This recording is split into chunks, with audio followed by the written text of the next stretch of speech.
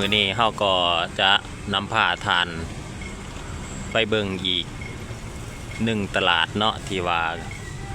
พัฒนาขึ้นมาใหม่เนาะเพื่อให้เป็นศูนย์การค้าที่มีความทันสมัย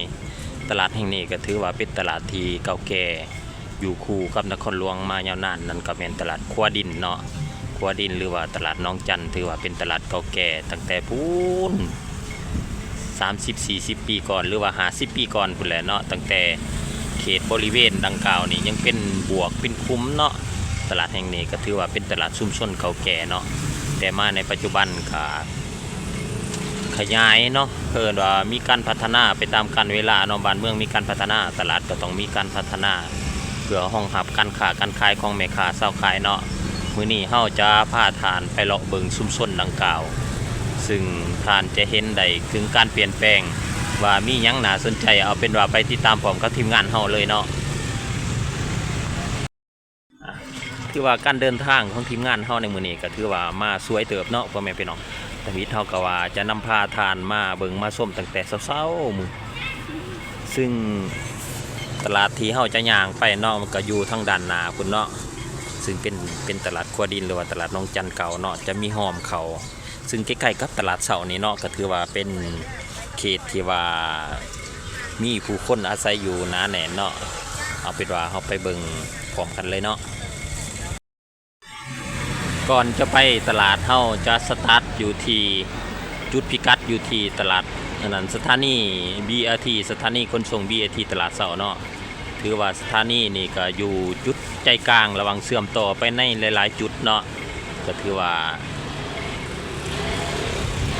นครหลวงมีการพัฒนาขึ้นหลายสิ่งหลายอย่างบ่ว่าพื้นฐานโครงสร้างระบบการขนส่งที่ว่ามีความทันสมัยและก็รองรับการสัญจรที่เพิ่มขึ้นของตัวเมืองนี่ก็คือภาพบรรยากาศโดยรวมเขตสถานีขนส่ง BRT ตลาดเช้าเนาะเราจะให้ท่านเห็นภาพบรรยากาศโดยรอบในสถานีแห่งนี้เสียก่อนเพื่อจะเข้าสู่ไปในตลาดที่ว่าการสัญจรก็ยังเป็นเอกลักษณ์เนาะสื่อให้เห็นถึงนครหลวงเวียงจันทน์ก็คือตุกๆรุ่นเก่าเนาะก็ถือว่ายังให้บริการแลนอยู่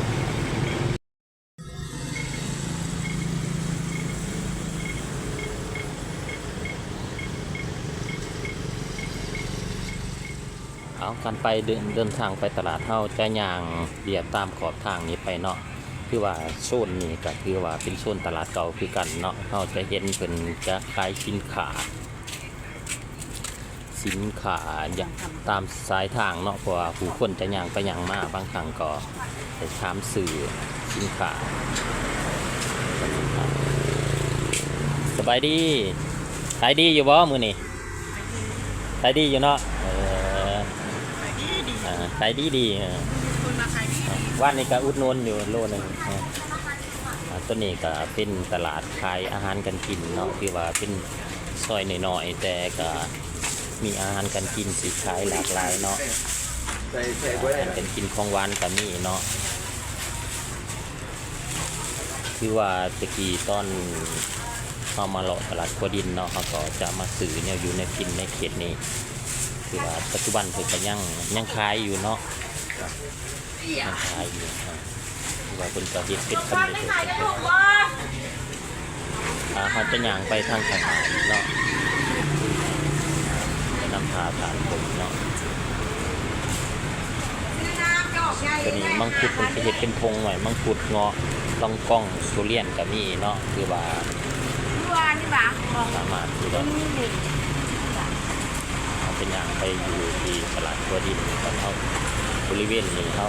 เป็นโซนแคมป์ผ้าคือว่าเป็นกันยังขายอยู่เนาะ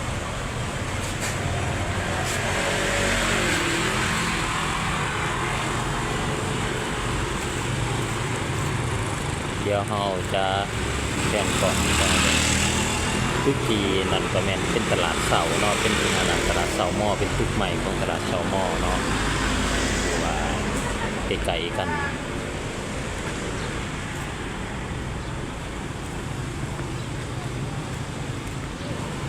ค ที่ว่าเขาจะเห็นหานขาต่างๆที่ว่าเห็ดมาใหม่เนาะจะเป็นหานมุ้งหาน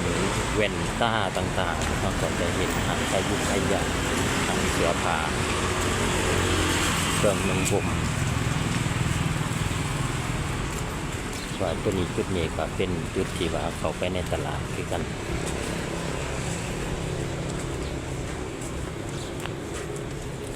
ซึ่งตลาดขัวดินบริเวณนี้ก็เป็นตลาดขัวดินเนาะคือว่าตะกี้เมื่อ50 ปีก่อนเนาะก็จะเป็นบริเวณน้องเป็นน้ำต่างๆแต่ในปัจจุบันก็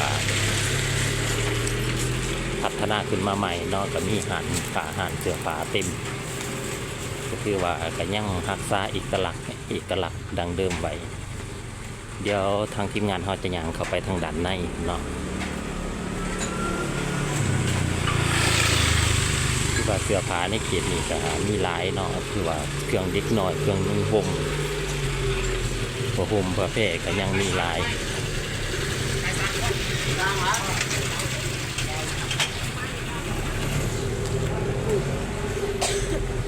แพร่ก็ยังมีหลาย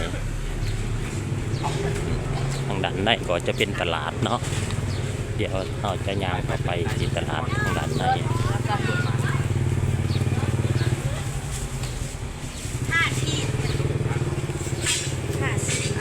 คือว่ามีหานขาเต็มเนาะทั้งสองข้างทางเดี๋ยวมีหานขาเต็มขายเครื่องนุ่งห่มทั้งเครื่องยิ่งเครื่องใส่แล้วก็เครื่องใส่ของซอยต่างๆก็ถือว่ามีครบเนาะเป็นหานเสื้อผ้าขนาดใหญ่ที่ว่าตลาดขัวดินเพิ่นก็จะเปิดขายทุกๆมื้อ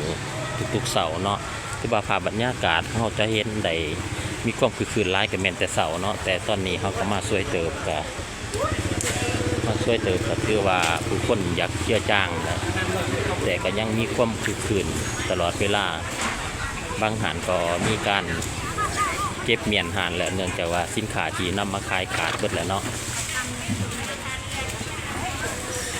ตัวนี้ก็เป็นการขายข้าวสารเขาก็จะเห็นโซนหมองใหม่ต่างๆตัวนี้เป็นก็จะขายสมปลาสุดยอดสมปลาเลยไข่ละวะสมปลาตัวนี้ไข่สดๆนี่ไข่สดๆไข่ขายโลเท่าไรหันโล180โล180เดี๋ยวเลาะก่อนเด้อเป็นปลาเนาะเป็นปลาแห้งปลาเค็มปลาสมต่างๆก็แม่นตลาดชุมชนเนาะคือว่าเป็นตลาดขัวดินตลาดเก่าตลาดแก่เนาะที่ว่าบางคนก็มาเที่ยวนครหลวงเวียงจันทร์ก็อยากมาเห็นตลาดเนาะเพราะว่าได้ยินอยู่ในหูมาตลอดอยากเห็นตลาดเป็นว่าตลาดที่ว่าเก่าแก่ฮะนะตลาดที่มีชื่อเสียงฮะนะก็คือตลาดขัวดินตลาดหนองจันนี่แหละเพราะบริเวณนี้สมัยก่อนเนาะเมื่อ40 ปี50 ปีก่อนก็จะเป็นน้องน้ำบึงน้ำเนาะผู้คนก็จะเฮ็ดครัวเขามาเนาะเป็นตลาดชุมชนที่ว่าใครได้อาหารการกินต่างๆก็เอามาขาย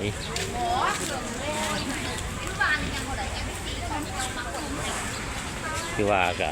ตลาดก็เตรียมสิเลิกแล้วเนาะก็คือว่าผู้คนก็อยากนั่นแหละเราก็จะเห็นภาพบรรยากาศต่างๆค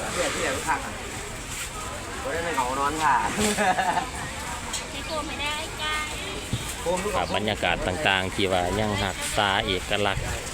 ความเก่าแก่ความดังเดิมของชุมชนของเขตนี้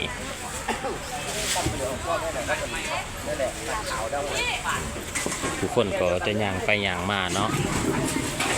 สัญจรไปสัญจรมา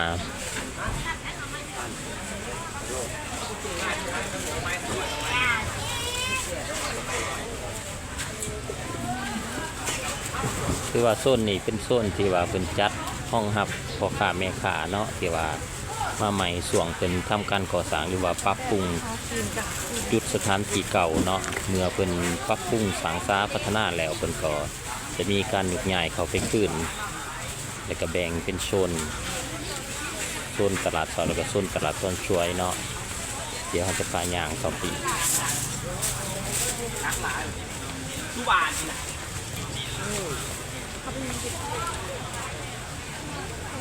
คิดว่าบรรยากาศก็มีความคึกคืนเนาะเพราะว่าเนื่องจากว่าเป็นตลาดเก่าแก่ที่ว่าอยู่ใจกลางเมืองเนาะก็คือว่าการเดินทางมาใส่มาจ่ายก็มีความสะดวกสบายเนาะก็เป็นตลาดชุมชนที่ว่าตั้งอยู่ใจกลางนครหลวงเวียงจันทร์แล้วก็อยู่กับนครหลวงเวียงจันทร์มายาวนานเนาะแต่ใหญ่ขึ้นมาก็ได้ยินแหละหลายคนก็ได้ยินแหละลูกร้านบางคนก็ใหญ่อยู่ที่ตลาดในแห่งนี้ตัวนี้ก็เป็นประเภทมังไม้สุกเนาะเป็นผักเป็นหญ้าเป็นปูเป็นปลาก็ถือว่ามีครบเนาะอยู่ตลาดนี้ปิดหน้าอังหญ้าคือว่าเขามาตอนนี้ก็เป็นช่วงอากาศที่ช่วงสวยเนาะก็ถือว่าผู้คนก็อยากเมืดแหละแต่เขาอยากเห็นวิถีชีวิตของเช้าค้าขายหรือว่าพ่อค้าแม่ค้าหรือว่าตลาดในตอนเช้าเขาก็สามารถมาแต่เช้าเนาะตั้งแต่6 โมงเช้า5 โมงเช้า6 โมงเช้าก็หลายแหละเนาะพ่อแม่พี่น้องเราจะเห็นอีกมิติหนึ่งอีกภาพหนึ่งที่ว่าเกิดขึ้นอยู่ในเมืองเวียงจันทร์เนี่ยตลาดชุมชนตลาดเก่าแก่ขัวดินหรือว่าตลาดน้องจันทร์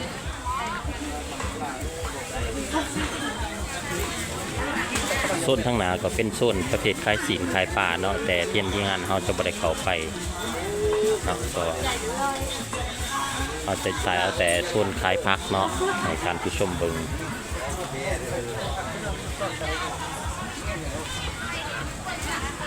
เขาจะไปอีกจุดหนึ่งที่ว่าเป็นสังสะปรับปรุงใหม่นั่นก็แม่นจุดดังเดิมเนาะจุดดังเดิมของตลาดขัวดินเป็นอาคารที่ว่าเป็นสร้างขึ้นมาใหม่เพื่อห้องหับการเจริญเติบโตเพื่อห้องหับสาวขาขายในยุคใหม่เนาะก็ที่ว่าเป็นสร้างมีความทันสมัยมีการผสมผสานแบบศิลปะลายนาว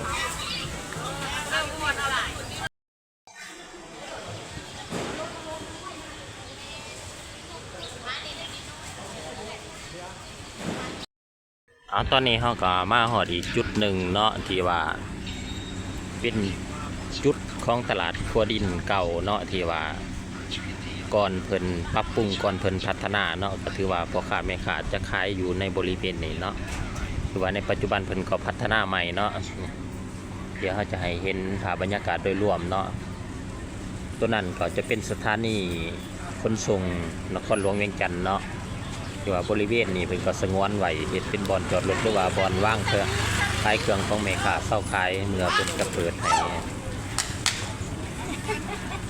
เดินมาหาเราด้วยตัวนี้จะเป็นอาคารที่ว่าเพิ่นสร้างขึ้นมาใหม่เนาะเป็นพัฒนาขึ้นมาใหม่ที่ว่า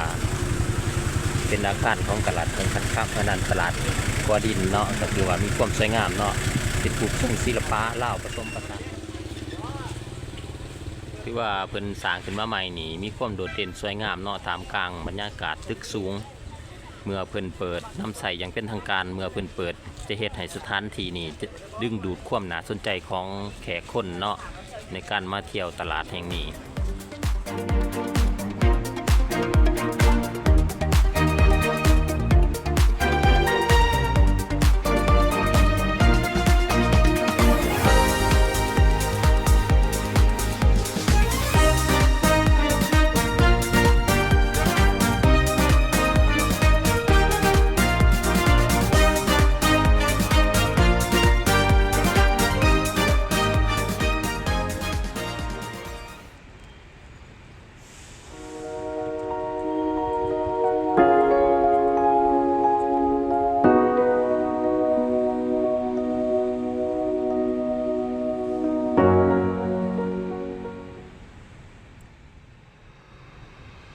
เอาพบกันอีกเช่นเคยเนาะก็ถือว่าจุดนี้ที่ข้าพเจ้ายื่นก็คือตลาดขัวดินเนาะถือว่าเป็นตลาดเก่าแก่ที่ได้รับการพัฒนาให้เป็นตลาดที่มีความทันสมัยเป็นศูนย์การค้าเนาะเป็นศูนย์การค้าขัวดินภาพที่ท่านเห็นในนี่ก็คือเพิ่นพัฒนาใหม่เนาะก็ถือว่ามีความสวยงามผสมผสานด้วยรูปแบบทรงลาวเนาะซึ่งท่านจะได้สัมผัสกับความทันสมัยแล้วก็การมิติโซมใหม่ซึ่งจะเปิดให้บริการในไว้นี่ก็คือภาพบรรยากาศที่ว่าทั้งทีมงานเฮาได้นำเอาภาพมาให้ท่านผู้ชมได้เบิ่งได้ชมก่อนการเปิดเนาะ คือว่ามีความสวยงามเนาะแล้วก็รักษาได้มีการผสมผสานระหว่างเอกลักษณ์ลาวและความทันสมัยกลมกลืนกันท่ามกลางตัวเมืองที่มีความทันสมัยเดี๋ยวเราจะพาทานไปเบิ่งในหลายๆจุดพร้อมๆกันเนาะถือว่าเบิ่งโดยรวมแล้วมีความสวยงามและมีความทันสมัยหลาย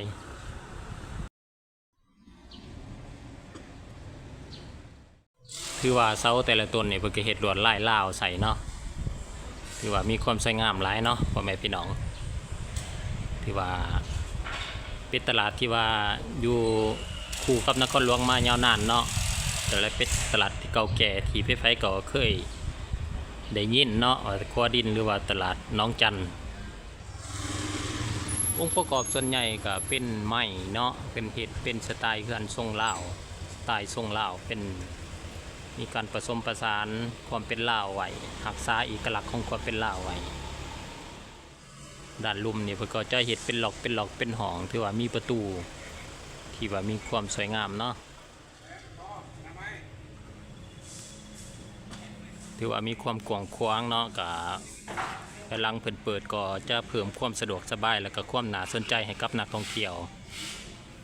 ซึ่งจะได้สัมผัสกับโซมใหม่รูปแบบใหม่ของตลาดกัวดินตลาดน้องจันแห่งนี้ตอนนี้นะเพิ่นน่าจะแม่นสร้าง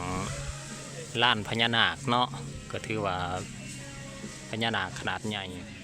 เดี๋ยวเขาจะให้เบิ่งภาพบรรยากาศโดยรวมเนาะถือว่าใหญ่โตอลังการแล้วก็มีความสวยงามมีการผสมผสานระหว่างเอกลักษณ์ของความเป็นลาวภายหลังเปิดเขาก็จะได้มาสัมผัสเนาะก็คือจะได้นำผ้าทานมาเลาะมาช้อปปิ้งเบิ่งว่ามีหยังน่าสนใจซึ่งภายในเพิ่นก็จะแบ่งเป็นโซนต่างๆเนาะหลากหลายโซนจุดที่ข้าพเจ้ายืนนี่ก็แม่นมุมหนึ่งเนาะเรียกว่าเป็นมุมทั้งข้างของตลาดเพื่อบริเวณนี่ก็ยังบ่ทันได้พัฒนาเนาะก็ถือว่าเป็นดินเปล่าๆอาจจะมีเจ้าของดินก็เชื่อแน่ว่าในตอนหน้าเขตนี้เขตข้างๆนี่ก็จะมีการก่อสร้างเป็นตึกอาคารขึ้นแต่ตอนนี้เราก็จะอัปเดต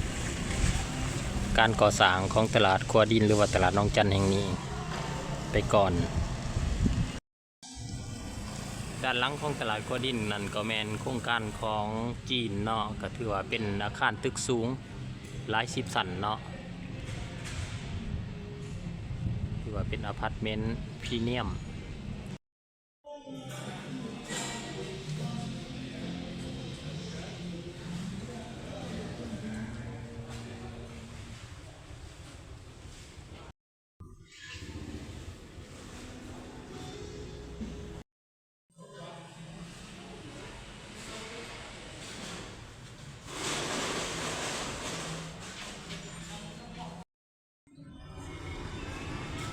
สบายดี FC ทุกคนสบายดีเสาร์มื้อนี้เนาะมื้อนี้เฮาก็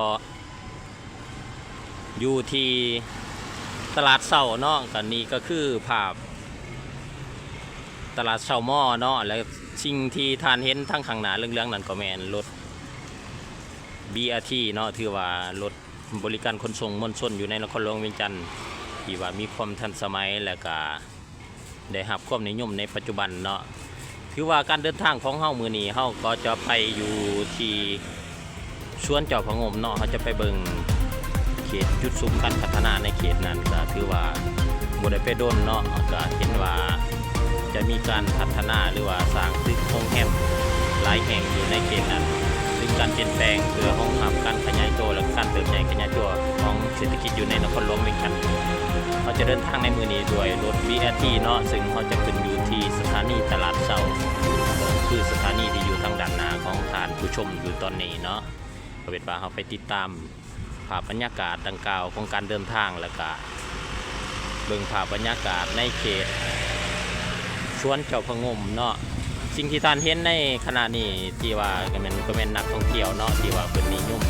กันขี่รถไฮสบายดี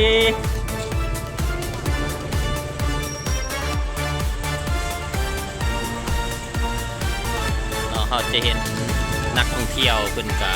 เช่ารถถีบเนาะเดินมาจัก กรยานหรือรถถีบเพื่อที่จะเดินทางมาตลาดเสาเป็นนักท่องเที่ยวจากประเทศเพื่อนบ้านเนาะประเทศไทยถือว่าเป็นการท่องเที่ยวที่ว่าเป็นมิตรต่อสิ่งแวดล้อมถือว่าเป็นการท่องเที่ยวที่ดีงามหลายบรรยากาศมื้อนี้ถือว่าสดชื่นสดใสเนาะเพราะว่าทั้งทีมงานเฮาได้ออกเคลื่อนไหวลงภาคสนามตั้งแต่เช้าเนาะตอนนี้กำลัง9 โมงปลายเนาะคือว่าอากาศจะบ่ร้อนอบอ้าว Trying you with fabric skills alone.